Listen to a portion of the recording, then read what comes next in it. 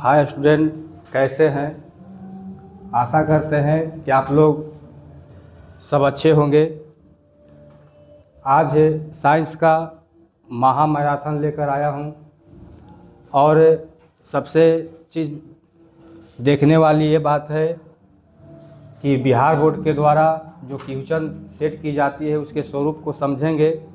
जैसे स्क्रीन पर सबसे पहला सवाल है कि साइड मिरर के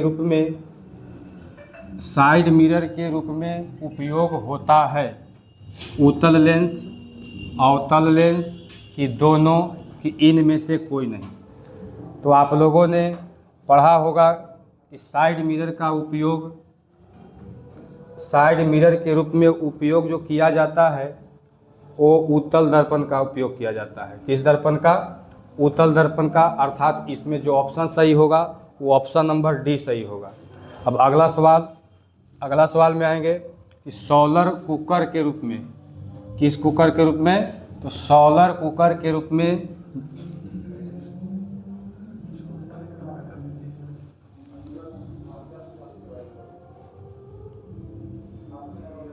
चलिए सवाल है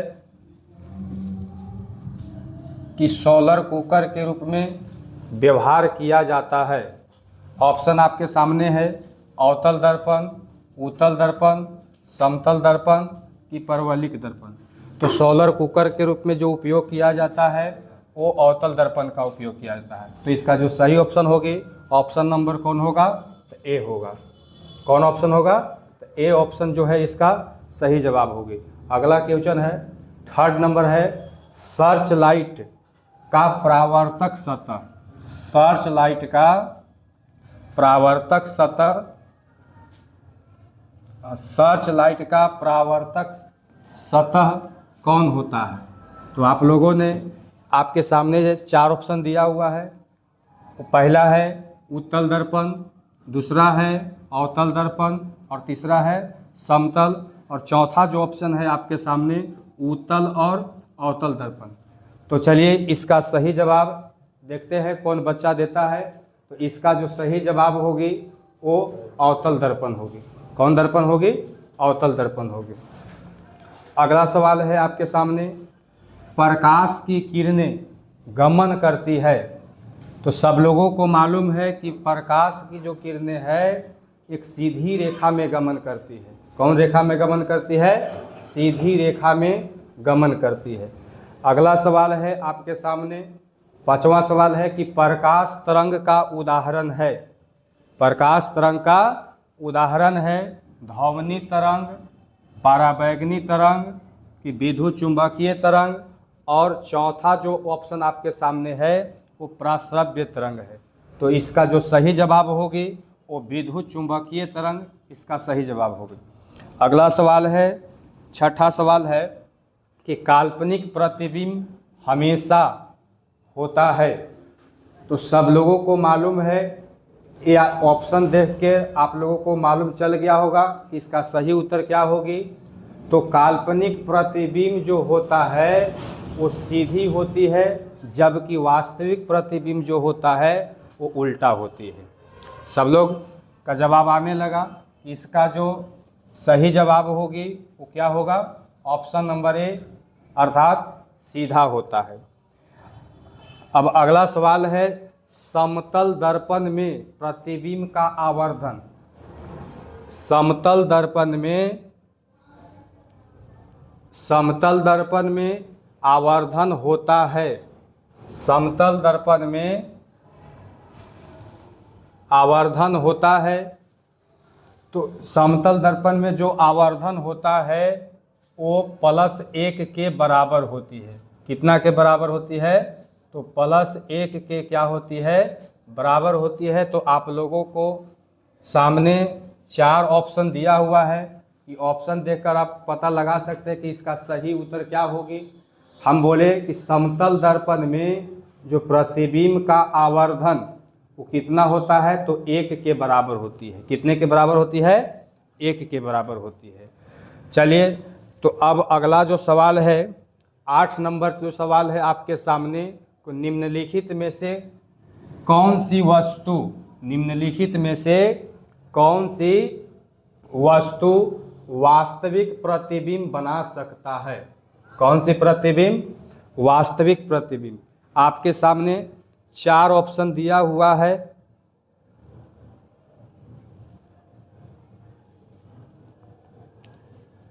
चलिए देखिए, तो सवाल फिर से पढ़ते हैं हम। निम्नलिखित में से कौन सी वस्तु वास्तविक प्रतिबिंब बना सकती है? वास्तविक, तो आपके सामने 4 ऑप्शन है। पहला ऑप्शन है कि कांच की समतल पट्टी, जिसको स्लैब कहा जाता है, और दूसरा है अवतल लेंस है, तीसरा है उत्तल लेंस है, कि इनमें से कोई नहीं। तो आपका जो सही जवाब होगी वो आप लोगों को जो दिया गया है 4 ऑप्शन, तो निम्नलिखित में से वस्तु वास्तविक प्रतिबिंब बना सकती है, उसका सही जवाब क्या होगी? वो होगी उत्तल लेंस। कौन? चलिए, तो अगला सवाल जो है आपके सामने है सरल सूक्ष्मदर्शी। कौन सूक्ष्मदर्शी? तो सरल सूक्ष्मदर्शी में किसका उपयोग होता है? तो सरल सूक्ष्मदर्शी बनाने के लिए हम लोगों को एक उत्तल लेंस की क्या पड़ती है? आवश्यकता पड़ती है। किस लेंस की आवश्यकता पड़ती है? उत्तल लेंस की आवश्यकता पड़ती है। कौन सी दर्पण बनाने के लिए? तो सरल सूक्ष्मदर्शी बनाने के लिए जिस लेंस का उपयोग किया जाता है वो कौन सा लेंस है? तो उत्तल लेंस है। कौन सी लेंस है? उत्तल लेंस है। अब आगे सवाल है 10 नंबर जो सवाल है आपके सामने। चलिए आ गया सवाल। वो सवाल है कि उत्तल लेंस को खाली स्थान है कहा जाता है। देखिए, अब उत्तल लेंस को कहा जाता है, क्या कहा जाता है? तो सब लोगों ने पढ़ा होगा। इस लेंस को क्या कहा जाता है? 4 गो ऑप्शन है आपके सामने। अभिसारी लेंस, अपसारी लेंस, बाइफोकल लेंस, कि इनमें से कोई नहीं। आपके सामने 4 ऑप्शन दिया गया है। उत्तल लेंस को कौन सा लेंस कहा जाता है? तो सब लोगों को मालूम होगा कि उत्तल लेंस को अभिसारी लेंस के नाम से जाना जाता है, जबकि अवतल लेंस को अपसारी लेंस के नाम से जाना जाता है। क्लियर हो गया? चलिए, तो अगला सवाल है आपके सामने 11 नंबर जो सवाल है वो बोलता है कि लेंस की क्षमता व्यक्त की जाती है। लेंस की क्षमता, आपको मालूम होगा कि लेंस की क्षमता को किसके द्वारा सूचित किया जाता है? तो P के द्वारा सूचित किया जाता है। किसके द्वारा? P के द्वारा सूचित किया जाता है। और P बराबर जो फार्मूला होता है वो 1 बाई कितना होता है? तो F होता है। 1 बाई कितना होता है? F। अर्थात F जो है वो फोकस दूरी, यानी यह व्युत्क्रम है। तो आप पता चल गया होगा 4 ऑप्शन देखकर कि लेंस की क्षमता व्यक्त की जाती है किसके द्वारा? तो पहला ऑप्शन है फोकस दूरी के द्वारा, दूसरा है फोकस दूरी के दुगना द्वारा, तीसरा है फोकस दूरी के तिगुना द्वारा, और चौथा जो आपके पास ऑप्शन है वो कौन सा ऑप्शन है? तो फोकस दूरी के व्युत्क्रम के द्वारा। तो इस क्वेश्चन का जो सही जवाब होगी वो फोकस दूरी के व्युत्क्रम के द्वारा, क्योंकि P बराबर जो फार्मूला होती है 1 बटा में क्या होती है? F के बराबर होती है। चलिए अगला सवाल है 12 नंबर सवाल आपके स्क्रीन पर आ गया है। बोलता है कि प्रकाश के किन रंगों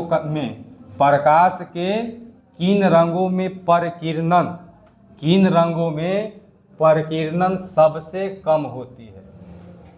प्रकाश के किन रंगों में परिकिरणन सबसे कम होती है? तो इसका जो आपके सामने जो है 4 ऑप्शन दिया हुआ है। पहला है बैगनी, दूसरा है नीला, तीसरा है पीला, और चौथा जो ऑप्शन है वो लाल है।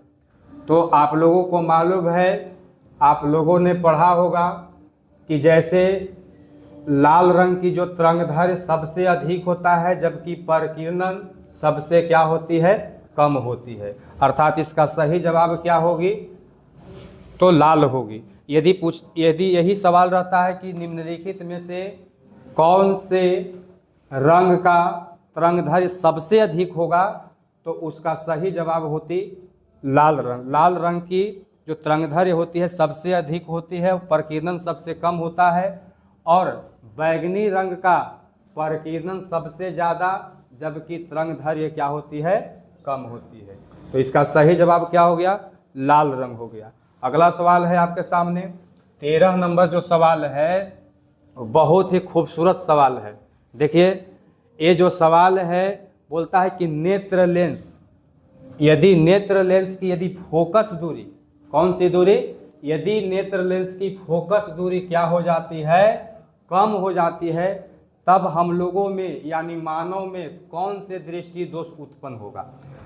तो दृष्टि दोष जो उत्पन्न होगा यदि नेत्र लेंस की यदि फोकस दूरी कम हो जाती है तो वह व्यक्ति जो होता है उस व्यक्ति में जो दृष्टि दोष पाया जाएगा वह कौन सी होगा, तो निकट दृष्टि दोष होगा। कौन सी होगी, निकट दृष्टि दोष होगा। जब नेत्र लेंस की फोकस दूरी क्या हो जाएगी, कम हो जाएगी, तो कौन सा दोष उत्पन्न होगा, तो निकट दृष्टि दोष होगा। चलिए अगला सवाल है आपके सामने, सवाल नंबर जो है 14 है। चलिए आपने इंद्रधनुष देखा होगा और इंद्रधनुष से ही बहुत ही सुंदर सवाल है।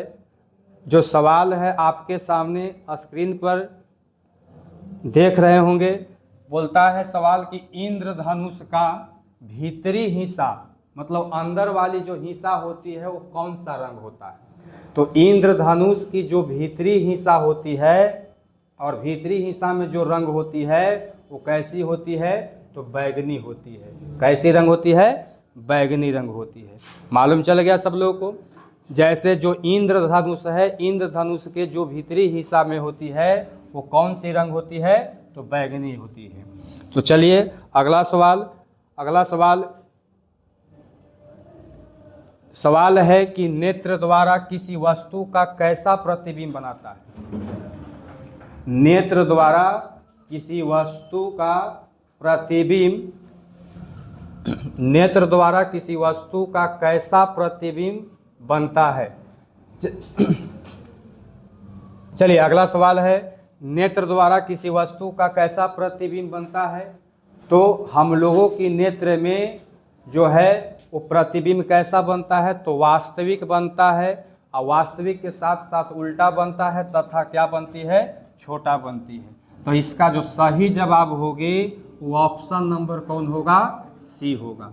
यानी मानव के नेत्र में वस्तु का जो प्रतिबिंब है वास्तविक, उल्टा तथा वस्तु से क्या बनती है, छोटा बनती है। तो अगला सवाल है सवाल नंबर 16 जो है आंसू। जैसे हम लोगों की आंख में आंसू किसके कारण निकलता है। हम लोगों की जो आंख है, आंख में वो आंसू किस द्रव के कारण निकलता है। तो इसका आपके सामने 4 ऑप्शन है। पहला है एक्वियस ह्यूमर, दूसरा है विट्रियस ह्यूमर, तीसरा है ए और बी दोनों, और चौथा जो ऑप्शन आपके सामने है कि इनमें से कोई नहीं। तो सब लोगों को मालूम होगा कि जो मानव के नेत्र में जो द्रव निकलती है वो इक्वस ह्यूमर के कारण निकलती है। कौन सी ह्यूमर के कारण निकलती है, इक्वस ह्यूमर के कारण। तो इसका सही जवाब क्या होगी, इक्वस ह्यूमर। तो चलिए अगला सवाल है, सवाल नंबर है 17। चलिए आप लोगों के सामने इससे पहले भी लगता है कि ऐसा सवाल आया था कि यदि नेत्र लेंस की फोकस दूरी क्या हो जाएगी, कम हो जाएगी, तो उस व्यक्ति में कौन सी दोष उत्पन्न होगी, तो निकट दृष्टि दोष होगी। कौन सी होगी, निकट दृष्टि दोष होगी। तो चलिए अगला सवाल है विभवांतर। विभवांतर मापने के लिए निम्नलिखित में से किस युक्ति का उपयोग किया जाता है। विभवांतर मापने के लिए निम्नलिखित में से किस युक्ति, युक्ति के मतलब होता है यंत्र, इंस्ट्रूमेंट। तो इसमें आपका 4 ऑप्शन दिया हुआ है। पहला है ए मीटर।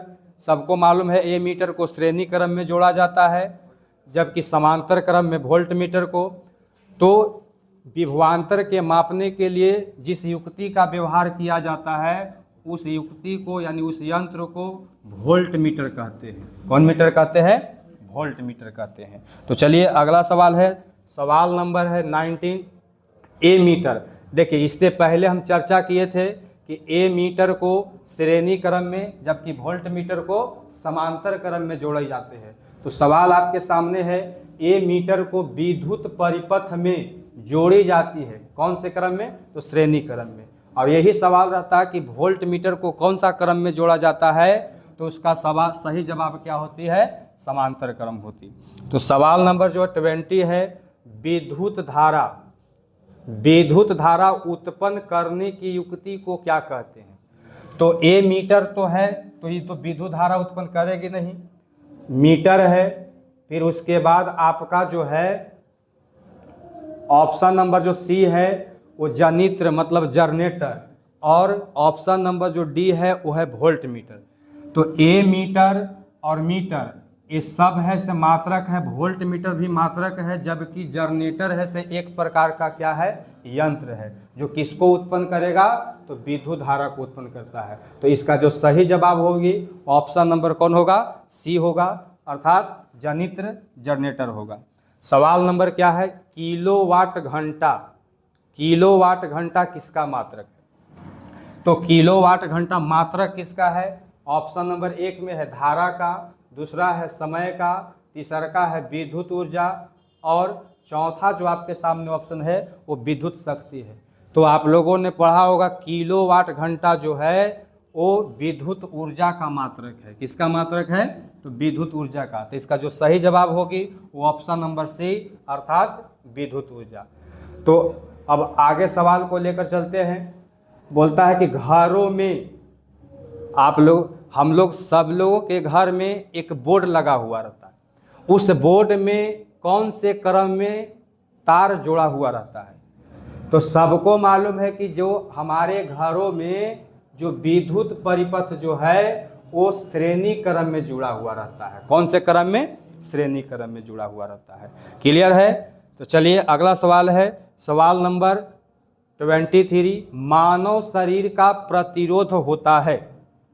मानव शरीर का प्रतिरोध होता है 10,000 ओम, 300 ओम, कि 3 लाख ओम, कि 30,000 ओम।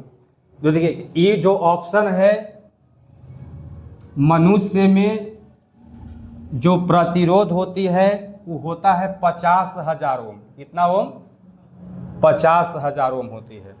फिर से सुनिएगा, मानव के शरीर का जो प्रतिरोध होता है वो कितना हम बोले? 50,000 ओम। कितना ओम? 50,000। लेकिन आपके ऑप्शन में 50,000 है ही नहीं। इसका सही जो जवाब होगा, अर्थात आपके एग्जाम में यदि ये सवाल आती है तो आपको कितना मारना है? तो 50,000 ओम मारना है, क्योंकि मनुष्य की जो होता है शरीर का जो प्रतिरोध होती है वो कितना होगी?